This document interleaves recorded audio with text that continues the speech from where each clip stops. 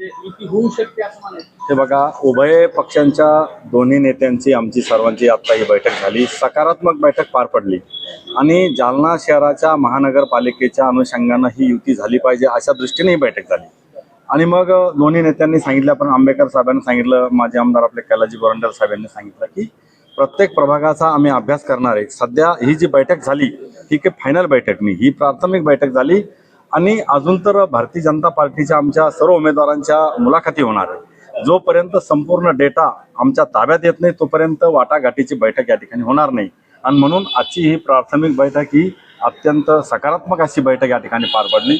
आमचे नेते सन्माननीय माजी मंत्री रावसाहेब पाटील दानवे, माजी मंत्री सन्माननीय बबनरावजी लोणीकर साहेब, कुचे साहेब, संतोष पाटील दानवे आणि आमच्या समन्वय समितीच्या अशोकांना पांगारकर, सिद्धविनायक मुळे, नंदाजी काबली आणि माजी आमदार आणि आमच्या महानगरपालिका निवडणुकीचे प्रमुख कैलाजी गोरंट्याल साहेब, शिवसेनेचे नेते भास्कररावजी आंबेकर साहेब, पाचपुले साहेब आणि आपले सन्माननीय शिवसेना प्रमुख घुगे साहेब, आमची ही प्राथमिक बैठक या ठिकाणी पार पडली आणि ती अत्यंत सकारात्मक अशी बैठक झाली.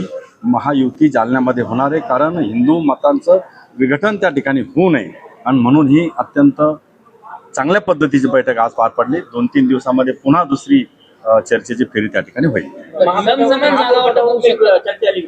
जागा वाटपाच्या अनुषंगाने ही चर्चा नव्हती. युती करायची का नाही करायची या संदर्भाने ही बैठक होती आणि म्हणून महायुती झाली पाहिजे असं शिवसेनेकडनंही तसा सूर येतो आणि आमच्याही पक्षातल्या काही लोकांना असं वाटतं की महायुती झाली पाहिजे आणि म्हणून भाजप, सेना, रिपाई, अजितदादा गटाची युती होईल असा आशावाद आम्हा सर्व नेत्यांना या ठिकाणी वाटतो. आजच्या बैठकीला राष्ट्रवादी नव्हती, शिवसेना आणि भारतीय जनता पार्टी या दोन्ही प्रमुख मित्र पक्षाची ही आजची बैठक होती. जो काही निर्णय आजच्या बैठकीमध्ये झाला आमच्या मित्र पक्षांना आम्ही तो सांगतो. धन्यवाद.